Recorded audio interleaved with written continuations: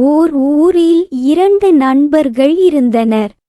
ஒருவர் சலவை தொழிலாளி, இன்னொருவர் மண்பானைகள் செய்யும் குயவர்.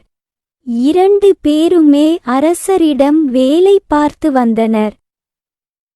ஒரு நாள் 2 பேருக்கும் இடையே சண்டை ஏற்பட்டது. அவர்கள் தங்கள் குறைகளை தாங்களே தீர்த்து கொள்ளாமல் அரசரிடம் ஒருவர் பற்றி ஒருவர் குறை கூறிக்கொண்டு இருந்தனர்.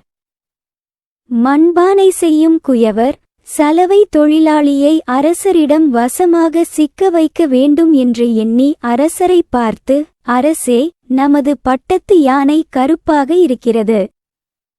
யானையை சலவை தொழிலாளியிடம் கொடுத்து வெளுக்க செய்ய சொல்லுங்கள் என்றார். அரசர் மிகப்பெரிய முட்டாளாவார்.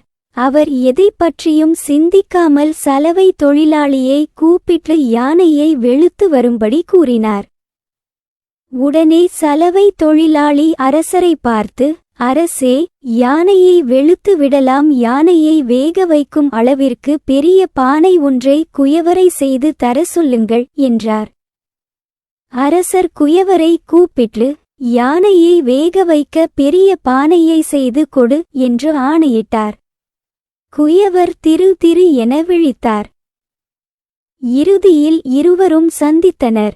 உன்மேல் நானும் என்மேல் நீயும் குறை கூறி மாட்டிக்கொண்டோம். இதனால் நம் இருவருக்குமே துன்பம். இனிமேல் இதுபோல் நடக்கக்கூடாது. நம் தவறுகளை நாமே திருத்திக் கொள்வோம் என்றார்கள். இருவரும் முன்பு போலவே நண்பர்கள் ஆனார்கள்.